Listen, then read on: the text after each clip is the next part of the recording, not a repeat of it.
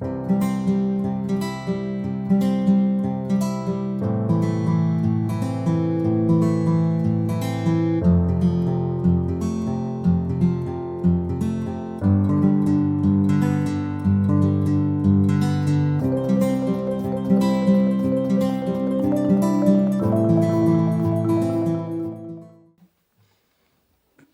sounded so beautiful. Yes. I want to take a moment to thank everyone who participated in our beautiful decorations for Christmas. That meant muscles to bring everything up from the basement and then tenacity to see it through to the end. The church looks beautiful. Thank you so much. Yes. So I want to talk about the wings of faith today. And on the screen, you'll see a picture of one of Unity's very early logos, which is wings of faith. And I want to share with you the words of Charles Fillmore about these wings. Now, this came to Charles Fillmore in 1923. As the wings that support us. And in 1956, I want to share what he wrote. He said, "It is an ancient Egyptian symbol that is found in various forms of religion. It represents the relation existing between spirit, soul, and body. Soul gives wings to the body. Spirit is the enveloping principle, like the atmosphere in which both soul and body exist, and from which they drew their original inspiration. The winged globe is also a symbol of the earth and the soul of the earth. When people of the earth lift up their thoughts into God, then the planet takes wings into a higher radiation of universal life. As humans develop spiritual consciousness, they attain the realization of the soul as the wings of the body. Back of the soul is spirit, which quickens and energizes the soul. That is, gives the soul wings. Artists plant their angels with wings representing this in their freedom from physical fetters. But the soul doesn't have wings like the bird. The life activity of the soul is quickened by spirit until it rises above the thought matter and floats free in the ether of the fourth dimension, which Jesus calls the kingdom of heaven. These wings of faith. We need them both spread and extended to carry us through all of those life experiences, to carry us through all of our wonderment, our curiosity. And today we open with this Advent season with the gift of faith. And Hebrews 11:1 says, "Now faith is the confidence in what we hope for and the assurance about what we do not see." Oh my goodness, isn't it difficult to have assurance about what we don't see? I'm a very visual person. But it's hard to have confidence in what I can't see. So this is a really personal practice for me, to practice faith in what I can't yet see. To hold faith that the future will be filled with goodness. That I can look for goodness. That I can look until I see goodness. And with my human eyes, that might take a while, but it's there. So faith is the confidence in what we hope for and the assurance about what we cannot see. Matthew 17:20 says, "Truly I tell you, if you have faith as small as a mustard seed, you can say to the mountain, 'Move from here to there,' and the mountain will move." Now, of course, that's a metaphor. We can move our life. We can move everything in our life. And that mustard seed, that's the smallest of all the seeds. When I talk about that mustard seed, I often have a packet of mustard seeds, and they end up all over the floor because they're so tiny we can't hold them. But that's all the faith we need, the size of a mustard seed. Do you have that much faith? Do you have that much faith today? The size of a mustard seed, minuscule. Matthew 21:22 says, "And whatever you ask in prayer, you will receive if you have faith." It doesn't say it's according to my calendar and my clock. It says I will receive. Am I willing to wait? Am I willing to hold on until I'm aligned with the divine in timing and space? And 2 Corinthians 5:7 says that we walk by faith and not by sight. That's a huge one for me, to walk by faith and not by sight. Now, we are born with faith. We're born with all the faith we could possibly need. We're born with all the faith we could possibly use in our lifetime.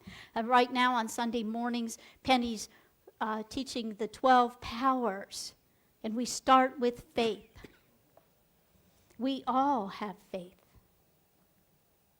The question about it is, where do we put our faith? Where have we placed our faith? Do we place our faith in the ways of the world? Oh, yeah. Do we place our faith in fear? Fear of that which I cannot yet see? Oh, yeah. Do I place my faith in doubt? Absolutely. And it's not any fun. It's not very rewarding. It's not very abundant in life to put my faith in all of those things. And yet, that's where I put my faith, because that's where I put my attention. I don't think I'm alone. So what did you worry about this last week? Did you worry about having enough cranberry sauce for everybody? Did you worry about running out of anything, or maybe burning the pumpkin pie? Oh, I did not do that this year. Did you worry about, would the gravy have lumps? Did you worry about what the checkbook looks like? Or if the job is going to be there next year? Did you worry about anything in this past week? That's where we put our faith, in our worry. And if you're anything like me, that doesn't feel very good. And what we do sometimes. And then we can always shift, and we can put our faith in that infinite, that abundance of the universe that has no end. There is never going to be a time when there isn't air to breathe. As long as we're here, we're going to breathe air. The universe is abundant in all things. Do we put our faith in the power of love, love that attracts to us what we need? Do we put our faith in the power of love and confidence in our fellow humans to live rightly? Do we put our confidence in love? Do we hold faith in love that Charles Fillmore says binds us together as one? It's the glue that holds together all that exists.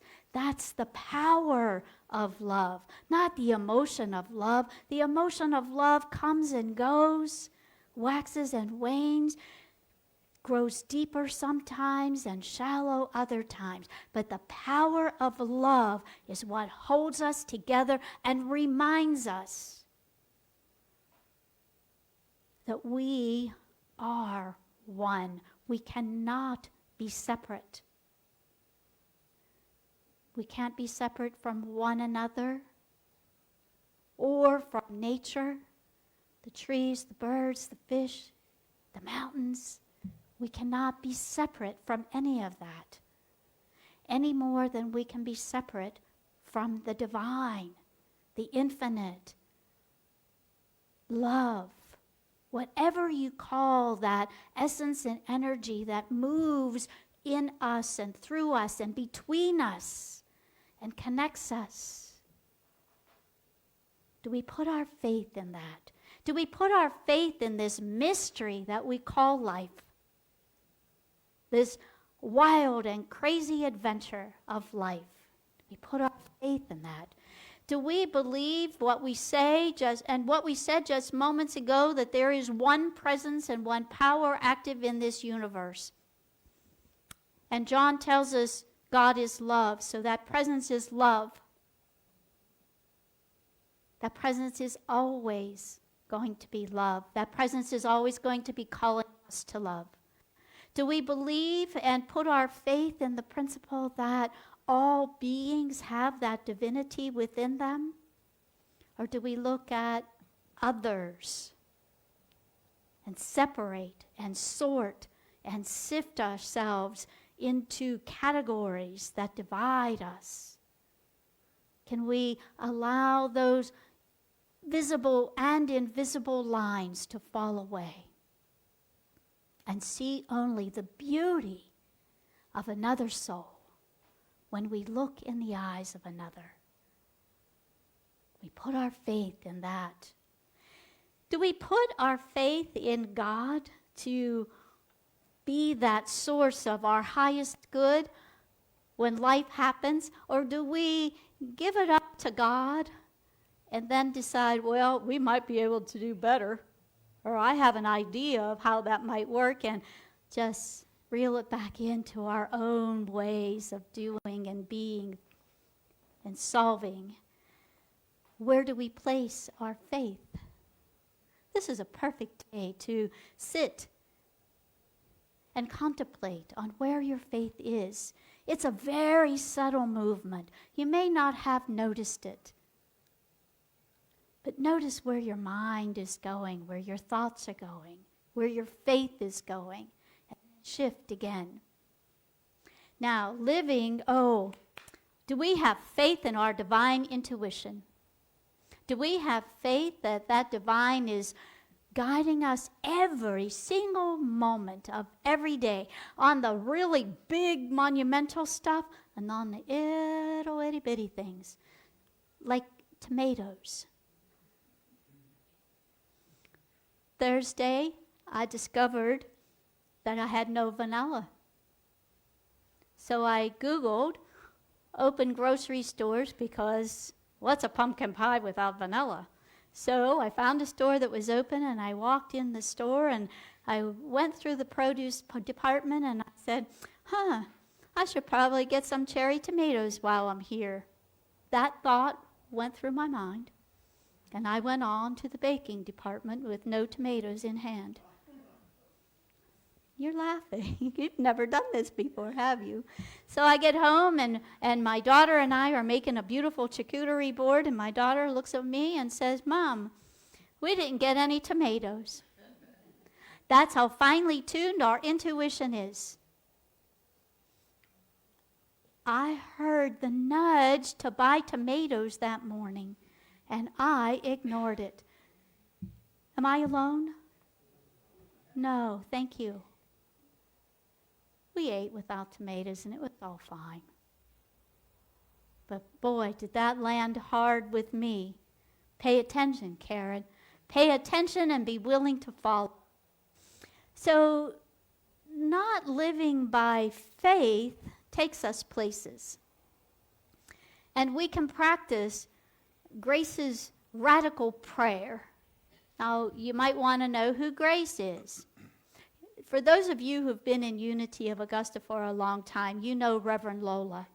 Reverend Lola is one of the founding ministers of this church. And she had a classmate in seminary whose name was Grace. And Grace shared this prayer with Reverend Lola, who shared the prayer with Reverend Barbara, who shared the prayer with me, and now I share it with you. And her prayer is, thank you, God. It must be good.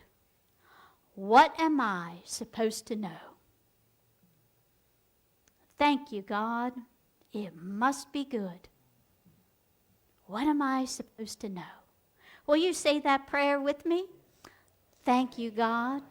It must be good. What am I supposed to know? Yeah. If I think something is awry, that means to me I'm missing some information. I'm missing a lesson. I'm missing a gift in an experience. Missing how to use it for good. So as you all know, on September 27th, Augusta was in the middle of Hurricane Helene. Very scary thing. The east wall of the eye traveled right over Augusta. Lots of devastation of trees, homes. A lot happened that day. And when Sunday came, we still gathered out front. There was no power, so we sat out in the sunshine after the storm. The Henrys joined us for music, and we shared our faith. We shared what it means to be faithful. We got up and came and gathered in community. Many had power come back on quickly, some not so quickly, some still not.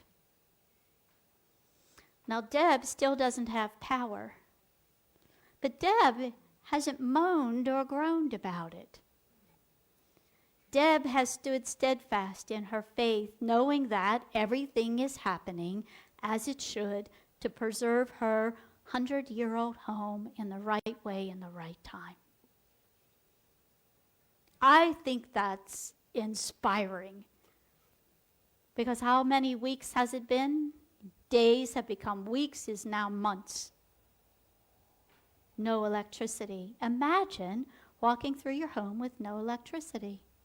Yet Deb stands in her faith, knowing everything is happening at the right time, in the right way, to preserve all that needs to be preserved. Thank you for modeling faith. Appreciate that. Every one of you demonstrated faith. Every single one of you. What did you put your faith in? Did you start with God? Did you start with perhaps yourself or having the fortitude to be able to get up and move the trees that had fallen into your living room as though they wanted to watch television with you? Did you have faith in yourself that you could pull things together to eat without access to water? To get to wherever you needed to work? Oh, because Deb gets up and goes to work every day, no power. Yeah. Makeup head to toe, all together. Yeah. That's faith. You put your faith in yourselves, and you put your faith in each other. You put your faith in the first responders that they would be there if you needed. You put your faith in your power companies that in time, and maybe not a convenient time, remember, not our calendar, not our clock, that they would restore your power, you would restore your water, your internet, all of those things that we count on as the comforts of life. You had faith in each other. You had faith in your community to support you and honor you wherever you might be. I know because Deb has told me she hasn't gone this alone. She's counted on her friends. And most importantly, she's counted on her God. Whatever name you use for that supports and honors us. It's the power of faith. And we see that. Churches from across the country have sent support to us to repair our building that is destroyed by the storm. We see that faith that we can count on one another when we need to. So let's take that faith in, what is so much greater than us, so much bigger than us, that we just can't comprehend it. Let's take our faith in that and put that into every single day of holding faith in each other. Now, faith doesn't start out as a big, strong commodity. Faith starts out as hope. I hope I'm going to have a fine day today. I hope traffic's going to be okay. I hope I get that job, but we're not sure. And if I don't get that job, well, I'll hope for another one. And little by little, we learn that accessing the divine, using our thoughts and our feelings as we co-create with God, we can participate in making life manifest for us. We have understanding faith. We get it. We know by using the spiritual laws of mind action, where we put our thoughts is what we tend to see manifest in our life. So we watch our thoughts. We guide our thoughts from worry, doubt, and fear to confidence, understanding, and knowing. And then we trust, we have the faith that the universe is upholding our highest good, which might mean that my ego idea is not in alignment with my highest good. So I sit and invite that divine inspiration, and I follow that divine inspiration. And that's what gets us to walk through things like Hurricane Helene, that faith in our God, in ourselves, and in each other. And James 2:17 says, in the same way, faith by itself, if it's not accompanied by action, is useless. Faith without works is dead. So it moves us to our fifth unity principle, is knowing all of this is not enough. We get to live it in our world every day, in every experience. So now you've heard all of this about faith. Are you ready for a nap? But nap is important because nap means something. As Reverend Lola shared with me, NAP is an acronym that she and Barbara came up with in seminary. Non-anxious presence. NAP. Non-anxious presence. And when we are that non-anxious presence, we're living by faith in what we see and what we don't see, what's here right in front of us now and what is yet to be. We hold faith in that with a non-anxious presence. We get a deep understanding faith of knowing what and how we do life impacts us, impacts others, impacts our world. Let's all take a nap and become that non-anxious presence. And when we show up as that, we can heed the words of 1 Corinthians 16:14, which is how we close every Sunday. Speak it with me. Let all we do be done with love. Namaste.